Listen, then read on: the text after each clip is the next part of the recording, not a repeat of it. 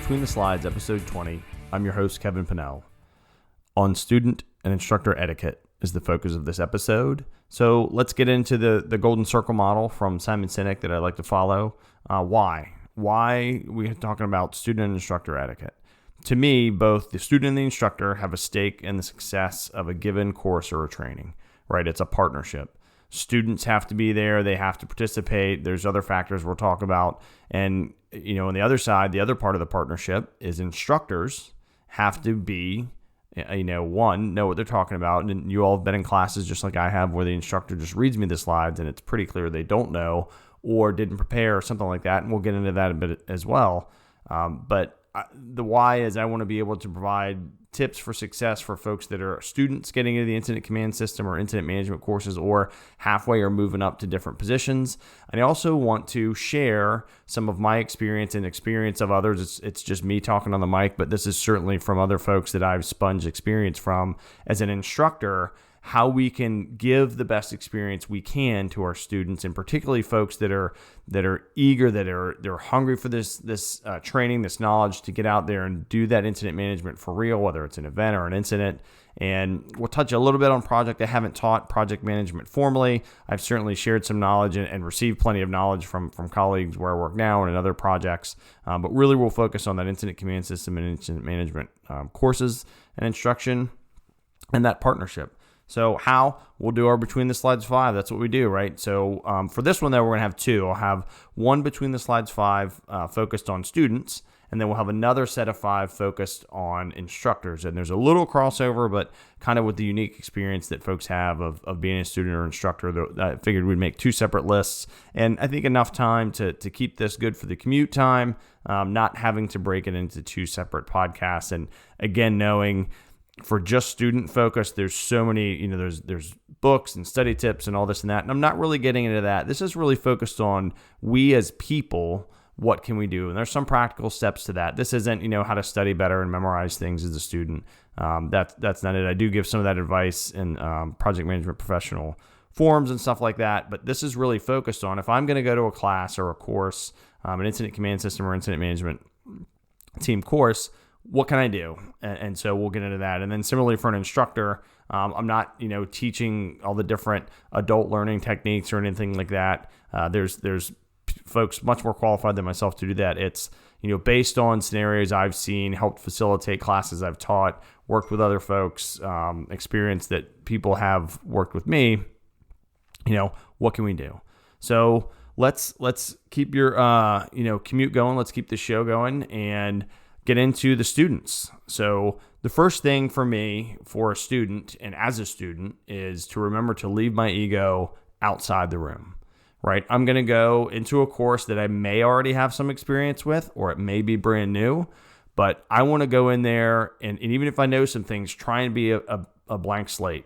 That doesn't mean, say you're the student and you have some experience and you can be a strong point on your team. That's awesome. But not to get into the student that is going to try and teach the class by making a comment every 5 minutes or rolling their eyes or this is so easy or yeah, I'm chief, so I know this or that. Awesome. But you're sitting in the class with everybody else. So there's no room and no need for that ego. And I would throw silo in there too. But, be part of the team. Leave your ego outside the room is the first thing I could say for a student and maybe not even in the building. The second is silence your wacky cell phone ringer, right? Whether it's a regular ringer or some music song or some alarm sound, it's super easy to click the button, make the slider, however your phone works, to silence it. In the business, folks that are taking incident command system courses or incident management are typically in public safety or public health or even public works and things like that. But basically, a lot of times it's folks that are on call or, they're the one position, say they're, emergency management or the one emergency coordinator for the health department. So they have to be on call. We get it. Cool. But we don't have to hear your phone ring or ding every time you get a text from someone else in the class or someone down the hallway, right? It's just adult stuff. So it's the same reason we say before, as planning section chiefs, when we're in meetings, please silence your cell phones, hold all sidebar conversations to a minimum. And if you can't do that, then that's a problem. You're disrupting class, you're disrupting the meetings, and in a course, there's no need for it, right? It doesn't matter. Accidents happen. Do people forget? Sure, but just make it a regular practice. Every time you go into a class, before you walk in there, silence your phone. You could do the same thing for a meeting, right? Same kind of etiquette. But for here, silence your wacky cell phone ringer is my second between the slides 5 as a student. The second one, or the third one rather, is linked to that, but it's to stop banging away on your keyboard. Like, there's a couple issues I have with this. The first is, again, all we hear are keystrokes, and that's super distracting. The second part that goes with that, or even there's more to it, is if you're sitting there banging away on your laptop and you're not taking notes for the class, that's a little different story. If you're just sitting there working, why are you sitting in the class, right? If you have work you need to do, then should you be in the class, or should you wait until you can take the class and focus on it? It's rude for the instructor. It goes back to, again, I'm a big fan of Simon Sinek, and he has a discussion he has on a show where he talks about the etiquette, and other folks have said this too. When you're talking to someone and they pull their cell phone out and they start looking at it. Well, if someone's teaching a class and you're a student and all you're doing is looking at your laptop and type, that communicates you don't give a crap about the class. You're not going to focus on what's happening. You may or may not participate fully. So just think about, before you sign up for a class, do I have capacity to pay attention in this class? And think about the respect that you're going to give your other students and the respect that you would give the instructor, right? It's a big deal. So third one, stop banging away on your keyboard unless you're taking notes for the class. And even then, it's the age we live in. Some people love taking electronic notes on their keyboard. Awesome. Some people write. I still write, but that's just me. So if you're taking notes, that's different. And you can tell there's a difference, right? If you're taking notes, you're looking up, you're being active. There's an engagement that you can physically see versus I'm head down on my laptop constantly doing work for whatever else. The fourth one goes with some of the other ones, is be mentally and physically present, right? So if you're going to be in a class, some are one day, some are a week long. There's classes that are even longer than that. Then you need to be checked into that class and participate and have a good attitude and be in the classroom. It goes back to, if you're so busy you have to sit there and work the whole time. Additionally, if you're so busy that you leave the class every 15 or 20 minutes, then don't take the class, because it's the same effect, right?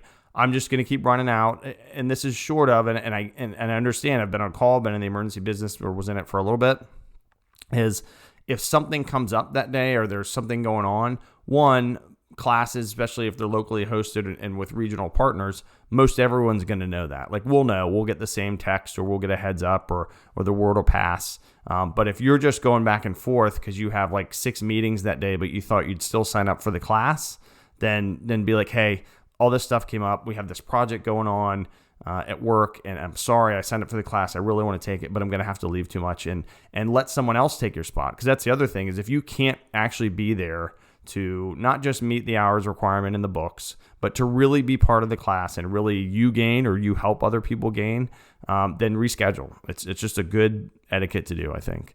And especially so the fifth one I have is especially for incident command system and incident management courses, because there's a lot of scenarios, right? Because we can't really go make someone go missing in the woods. We can't blow something up. We could pair it, I guess, with an active shooter exercise, but typically it's scenario driven, right? Something's crashed. There's some disease. There's something, leaking somewhere really big, and you have to figure it out with your team, or something like that, kind of disaster town.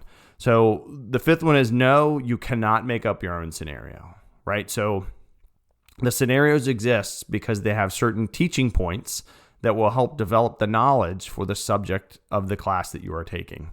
And they will, through the facilitation of your instructor, enable you to use the concepts you were just briefed on, and hopefully had some between the slides conversations, between slide clicks, but that you were just briefed on, by putting them into practice, right? It's the see one, do one, teach one kind of thing, or at least the see one, do one. So don't fight the scenario, use what's there, because the thing is, if you use the concepts you learn, especially in all the incident command system and incident management, and you use them fully as much as you can for the scenario, then it will work. Now, does that mean sometimes content could be off or you have different named resources? Yep, that's on the instructors. And I've been there where we've like, crap, we gave you the wrong resources and it screws it up. And then we have to get that capital back of trust, right? Because we kind of lose it. But by and large, follow the scenario that's in the book and the handout, whatever you're using, and go with that. So my Between the Slides 5 for really behaviorally and commitment and engagement as a student are to leave your ego outside the room. That's number one. Silence your wacky cell phone ringer. Stop banging away on the keyboard and doing work when you could do that outside the classroom. Be mentally and physically present. And if you can't, reschedule. And don't make up the scenario. Don't fight it, right? It jacks it up for everybody. So that's some quick tips. There's a lot more, as I mentioned, kind of official study things. These notes I'll make sure to have on betweentheslides.com, the students, and we'll get into the instructors. I'll have those on there too. We'll share this. Let me know what your feedback is. I'll typically do an Instagram post with kind of the show header at PSC to PMP on Instagram, Facebook page, Between the Slides, look it up. So we'll have all that information there. And thanks for listening to the student section. I hope that's helpful. Let's talk about us as instructors, right? A big obligation, a great opportunity for leadership, for sharing knowledge, for empowering students, for getting folks fired up to do that work. I mean, incident management, I'm super passionate about it because the process you learn, the skills you get is unbelievable. And as and I'm sure I'm not the first, others have proven, they're translatable everywhere. If you get those objectives, the org chart, resource organization, and good communication, and you get that through reps and reps and reps of doing events and incidents, you can use that for anything. So thanks again. Let's go to the instructors. The first thing I would say for instructors and as an instructor is the exact same first thing I would say for students. Leave your ego outside the door. Why do I say that? Some of the same reasons. There's going to be people in your class that know more than you about plenty of stuff. They come from different fields. They may have a different idea, a different way of doing things. So you need to be open to accept that, right? And they're in your class because they need it for a final checkbox on a task book, or it's part of their progression, or it's required, especially when you get into the kind of the newer level. I won't say lower level, but newer level, 700, NIM 700, ICS 100. And, we are no better than the students. We just happen to know more on a certain topic. And there's students in our class that could teach us about other topics. So particularly in the folks that generally are in those fields doing incident command system and incident management, public safety, very, rank driven, macho kind of ego driven kind of thing. It's changed a bit for sure. But we need to make sure that we're in check, that we are not letting our ego drive a discussion with a student because we don't kind of relent on something maybe we're not comfortable with. So you all get it. We all need to do ego checks every day. I ego check myself when I'm talking to my kids and my wife and colleagues and stuff like that. So particularly as an instructor, just be open, for whatever's going to happen, know what you're doing. So that's my first thing as an instructor. Same thing as a student. The other thing, the second Between the Slides 5 for me, for instructors of incident command system courses and incident management training, is to prepare for your section, right? This is critical, and it's super obvious when you don't, and it's super unfair, and I'll say annoying to your colleagues when you don't. So if you show up and you're supposed to teach a section, and now you go, I'm not comfortable with that one, because you didn't do any prep work, and now one of your colleagues has to do it. Hopefully they're more comfortable with it because they've taught it, but that's just not fair, right? And you're an instructor. Your job is to impart knowledge on a certain subject or topic, or facilitate the training, and you have had plenty of time typically to look at what's on the slides, what's the breakout exercise you're going to have for your section, how you're going to get people through the exercise when they actually have to do the things like break out and do their tactics meetings and then present and all that kind of stuff. So you have to look ahead of time. You can't just show up and say, hey, I'm just going to look at the slide and hand me the clicker and I'm going to read you the slides. That's a horrible way to do it, right? Everybody knows it.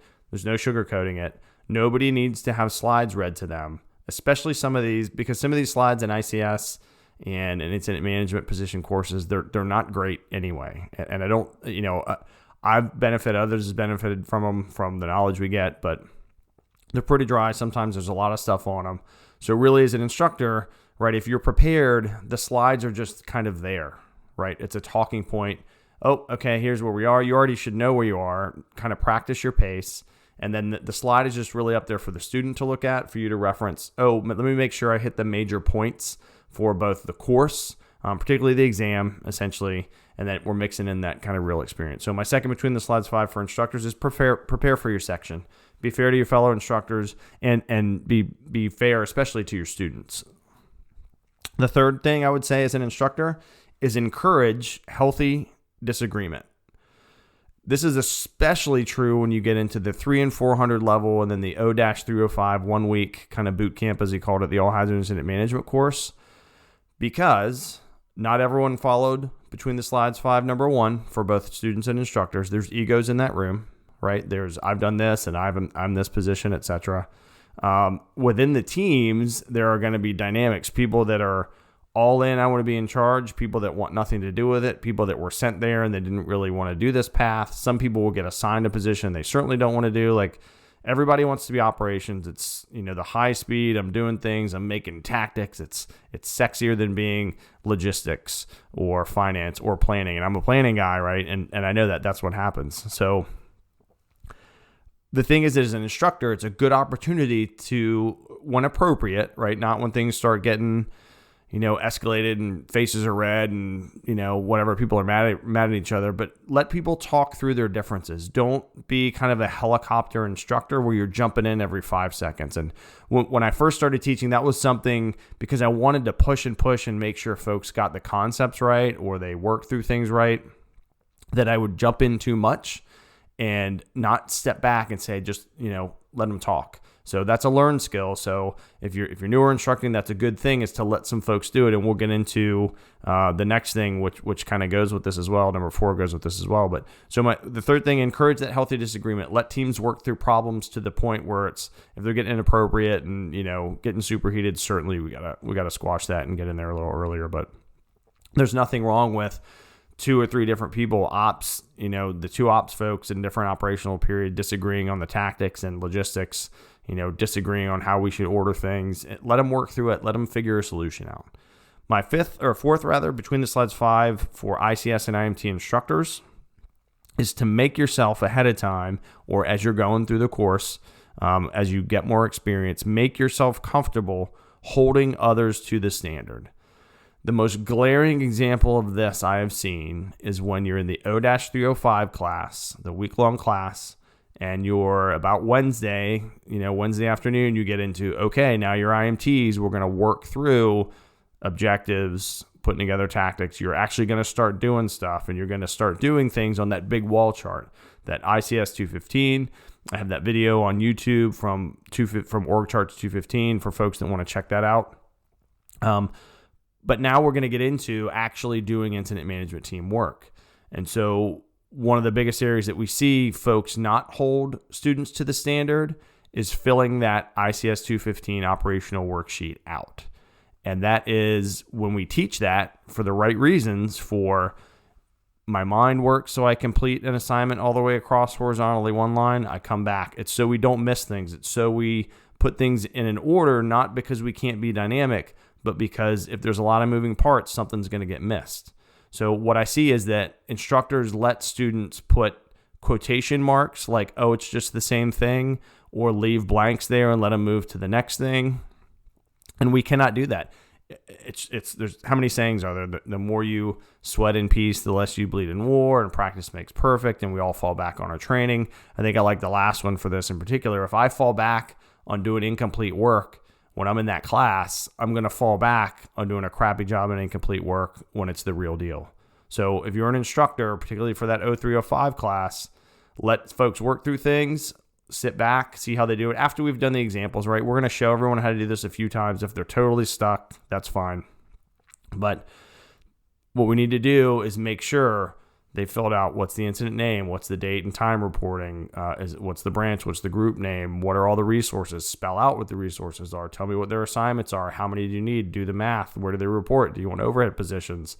I want everything filled out because it's the right thing to do, and when the real deal happens, we need to hit those details. So Number 4, make yourself comfortable holding others to the standard. And it applies to other parts. That's just one I've seen glaringly. So same thing when they start putting an incident action plan together, the documents. I don't want you to put quotes, because if it gets smudged and I'm the person out on the line and there's a quote and the part that had the actual radio channel is messed up, now I can't talk to somebody and I need to call a mayday. So always take your students to that point of, we're not doing this just to have a cool time together, even though it's fun. We're doing this for the men and women on the street that could get caught with incomplete information and it could jeopardize their safety. The 5th between the slides 5 for incident command system, incident management team instructors that I think is helpful is, you are not there to teach tactics, right? So I just talked about, you got to be comfortable stepping in when people aren't doing complete work, because they'll give you crap about it and be like, oh, it's just this, it doesn't matter. It does matter. And you have to be comfortable politely and directly and professionally telling them that, and having whatever discussion you need to the point where, if someone just doesn't want to do it, they don't want to be there. And this has happened before too. That's when you talk to their people and decide, hey, do you really want to be in this class? And if they don't, then get them out of the class. Because that's also, like in any organization, that bad attitude just festers and it goes all around. So, and the 5th between the slides 5 for instructors that I would say is that you're not there to teach tactics. And here's why I say that. Because I've seen some folks, basically, instead of helping students who have worked their way up through the ICS classes, who are there to now learn, okay, some more hardcore, I guess we'll say, practical application of incident command system and incident management, for them to work the process, to understand that we went somewhere, we were told of some event, and we got this outline of what the sponsor or the agency administrator or their local jurisdiction said they wanted from our team. We identified a bunch of issues, we made some objectives, and now we're at the point of trying to put some tactics, basically get people and stuff and facilities and vehicles and all the stuff that we need to support an event or to respond well to an incident. And that's what we want the student to really know, is the process. We don't need them to be the greatest tactician in the world, beyond maybe what are best practices in span of control. Do they know how to chop up operations as a division or a branch, or how to use task forces? That's different. That's teaching them concepts of incident command system, but it's not you as an instructor solving the problem based on how you want to do the tactics. And again, I've seen it a lot. And it's hard not to do that, because most folks that are in these courses are problem solvers from all the different walks of life that take this. So when you're an instructor and there's a problem, especially if the group's kind of stuck, then it's very easy to find yourself trying to solve it for them. So what I would say is, just like number 4 or number 3 is let, not just disagreement, but let conversations happen. Don't feel the need to jump in and say, well, here's how I would do it, and here's how you should do the tactics, and you need some of these and you need some of those. Let's let them talk about it a little bit. Let's focus them, direct them to the process. And then if there's gaps, of course, if there's subject matter expertise that's missing and you happen to have it, then yes, help them. That was one thing, me as an instructor, one good opportunity I had is when we do public health scenarios, because I was a public health emergency coordinator, local, regional, and state level. And so it helps when you work with police and fire and EMS and other folks that don't do health department stuff to just interject, because you're not going to solve a disease problem with an ambulance or a fire truck or that thing. Or conversely, if I happen to be operations, and I have a very small amount of fire and EMS experience compared to someone that has a lot, when we get into like heavy technical rescue or hazmat technician, I have an operations level, but high level stuff, I'm going to ask. That's because I'm the student being operations working the problem. So if you're the instructor and you have, let's say, a scenario that's a building collapse, for example, and you're a tech rescue person and someone wonders, hey, how many people would be on this team? How long would it take to activate them? Then absolutely. But don't jump in or talk over or work over your students, because then you're going to really kind of lose some capital with them and their buy-in. And that's the most stressful time, I think, is when teams are working that let's develop tactics. It's very hard, and they'll get multiple reps. So for instructors, my 2 cents, the first one is leave your ego at the door. The second, between the slides 5 for ICS and IMT instructors, I think, is to prepare for your section. You got to go there prepared. You're the instructor. You have to, one, you have to know what you're doing for real. Two, which is a great opportunity that we've used, some colleagues and I, have guest instructors, give them a little part, now do more. It's a great build-up process. So make sure you're prepared. The second thing. The third thing is encourage healthy disagreement and let teams work some of their problems out. It's going to help them in the real world because it's going to happen. Every real incident I've been on, or even events that, are long and tiresome, there's going to be disagreement. But you know what? We'll learn to work through it. Part of that's our professional and personal development, and the various ICS and incident management team courses can help with that.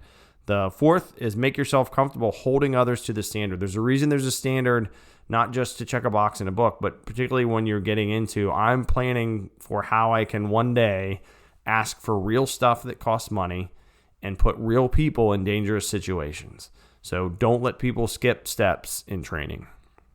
The second thing is you're not there to teach tactics. You're there to enable others to formulate tactics based on the objectives that they need to meet that were based on issues we identified, and on. Work on that planning P process. So unless there's a sticking point, get folks through the process. Make sure, and another kind of caveat to that, and again, these lists could be much longer.